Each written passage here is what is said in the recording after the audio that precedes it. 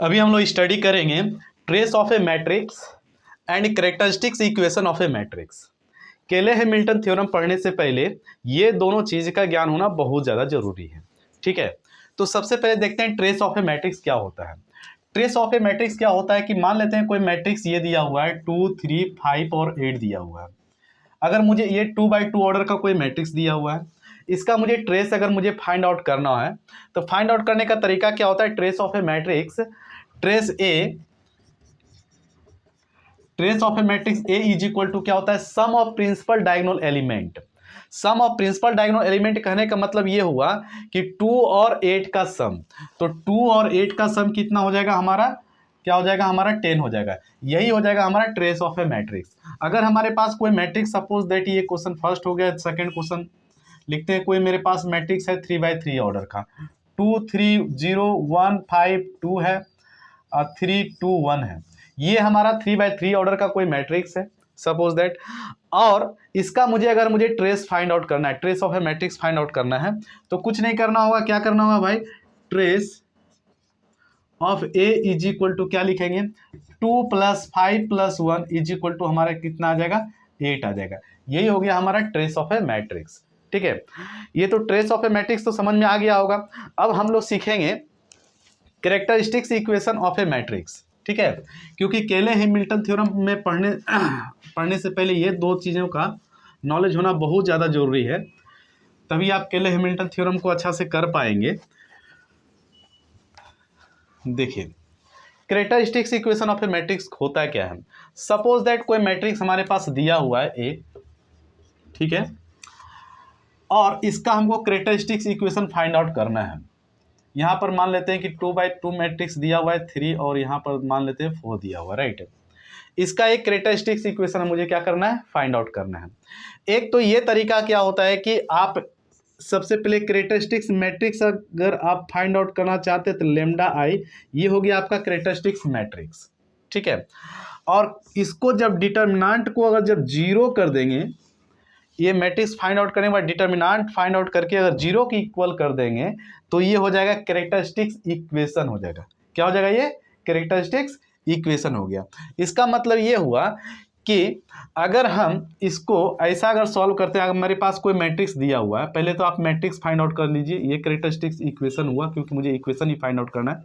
अगर मैं इसका सॉल्यूशन फाइंड आउट करूं तो कुल मिलाकर के मेरे पास मैट्रिक्स ए दिया हुआ है, तो मैट्रिक्स ए मैं लिख लेता हूँ 2, 1, 3, 4 लिख देता हूँ, राइट।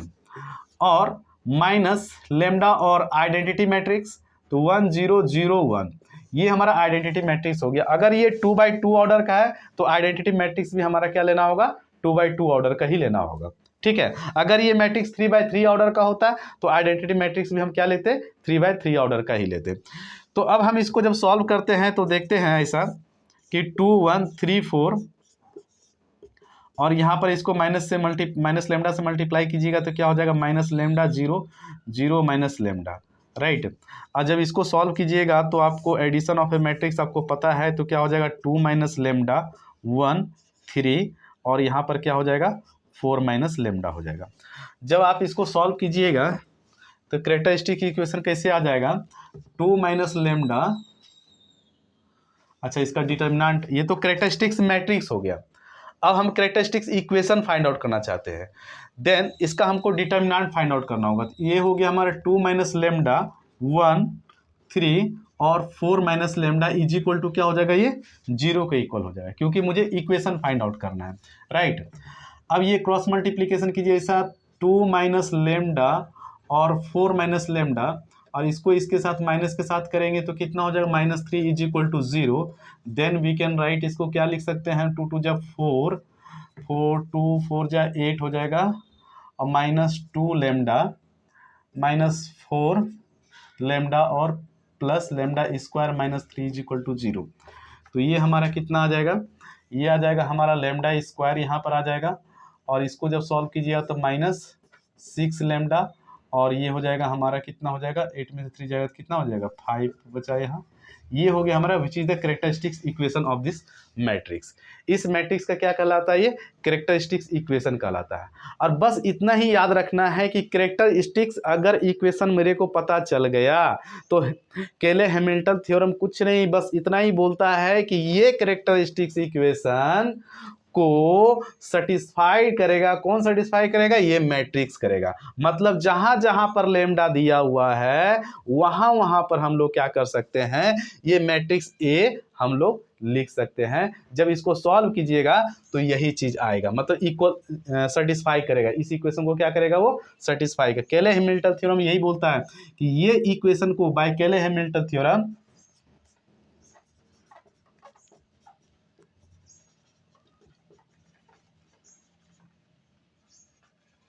क्या कहता है हमारा, बाय केले हैमिल्टन थ्योरम हम क्या लिख सकते हैं, ए स्क्वायर माइनस 6 लेमडा और प्लस -6 लेमडा की जगह पर लिखेंगे A -6a plus 5 is equal to हमारा क्या हो जाएगा, 0 हो जाएगा।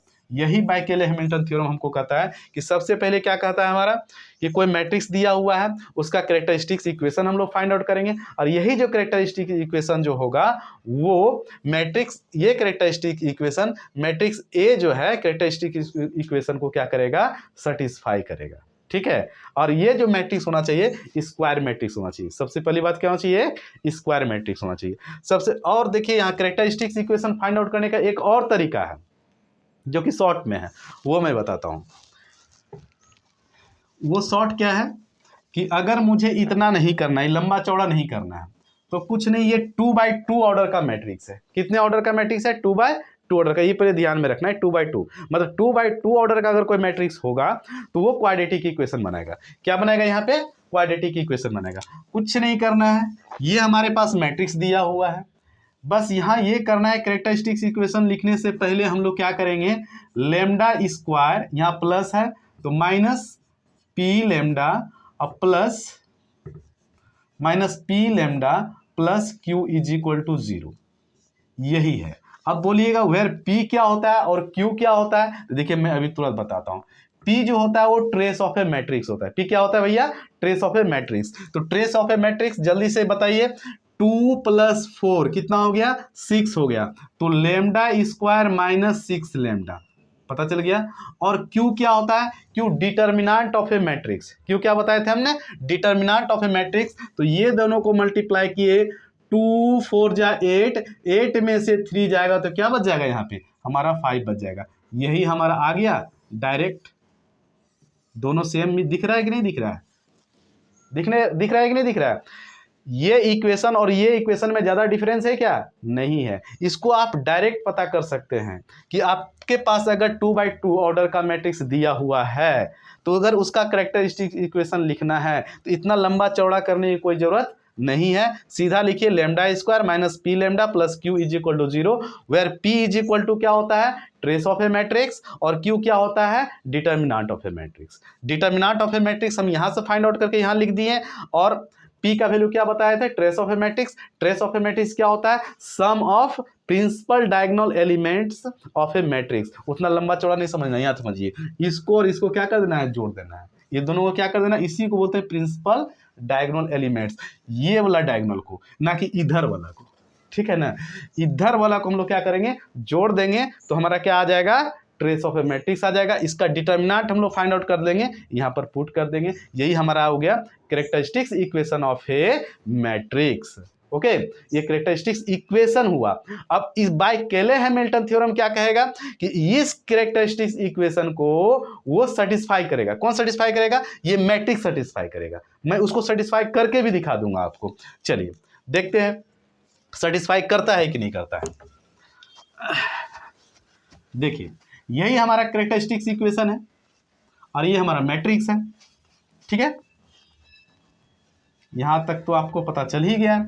अब इसको सेटिस्फाई करता है कि नहीं करता है, थोड़ा सा हमको डाउट हो रहा है, तो चलिए चेक ही कर लेते हैं। क्यों डाउट रहने देंगे भाई, डाउट रहने देना चाहिए, चेक कर लेते हैं। ये हमारा कैरेक्टरिस्टिक्स इक्वेशन दो तरीका से हम लोग फाइंड आउट कर लिए, पहले लंबा मेथड से, उसके बाद शॉर्टकट मेथड से। अब हमको यकीन नहीं हो रहा है कि सेटिस्फाई करेगा कि नहीं करेगा, तो देख लेते हैं। देखने में क्या जरूरत है। Lambda square minus 6 lambda plus 5 is equal to कितना है, 0 है। लेमडा केले हैमिल्टन थ्योरम कहता क्या है कि इस इक्वेशन को क्या करेगा, ये मैट्रिक्स सेटिस्फाई करेगा। इसका मतलब जहां जहां पर लेमडा है वहां वहां पर क्या होगा, मैट्रिक्स ए होगा। मतलब A square minus 6a plus 5 is equal to क्या हो जाएगा, 0 हो जाएगा। ए स्क्वायर बोल रहा है तो इसका मतलब ए स्क्वायर को ए इंटू ए लिख सकते हैं हम लोग, minus 6a plus 5 is equal to क्या लिख सकते हैं हम लोग, 0 लिख सकते हैं। अब देखिए हम मैट्रिक्स लिख रहे हैं, याद रहे जब मैट्रिक्स लिखेंगे ना तो 5 नहीं ऐड होता है, हमेशा आइडेंटिटी मैट्रिक्स इसमें लगाना पड़ेगा। कोई कांस्टेंट टर्म मैट्रिक्स में ऐड होता नहीं है, वो आइडेंटिटी मैट्रिक्स यहाँ पर लगाना पड़ेगा अगर कोई कांस्टेंट टर्म लिखा हुआ है तो, ठीक है।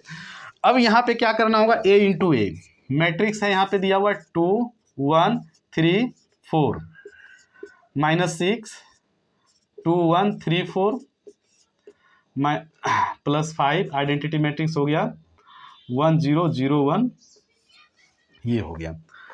अब ये LHS पार्ट ले लेते हैं हम लोग, इसको 0 कर देते हैं हम लोग। अच्छा चलिए 0 बराबर लेके चलते हैं, LHS इजकल टू RHS कर देंगे और क्या देखेंगे LHS इजकल टू RHS आता है कि नहीं आता है।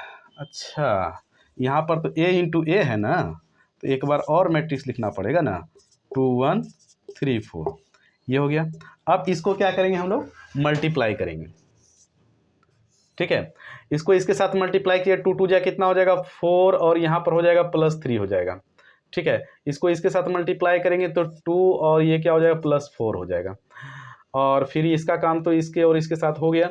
अब ये इसके साथ जाएगा तो क्या होगा 2 3 जा 6 और 3 4 जा 12, ठीक है। यहाँ पर हो जाएगा 3 और यहाँ पर हो जाएगा आपका 4 4 जा 16 हो जाएगा। माइनस 6 को अंदर ले जाइए, माइनस 6 को, तो ये हो जाएगा माइनस 12 माइनस 6 माइनस 18 और माइनस 24, और इसको यहाँ पे 5 से जब मल्टीप्लाई करेंगे तो कितना हो जाएगा 5005, ठीक है। अब ये हो गया।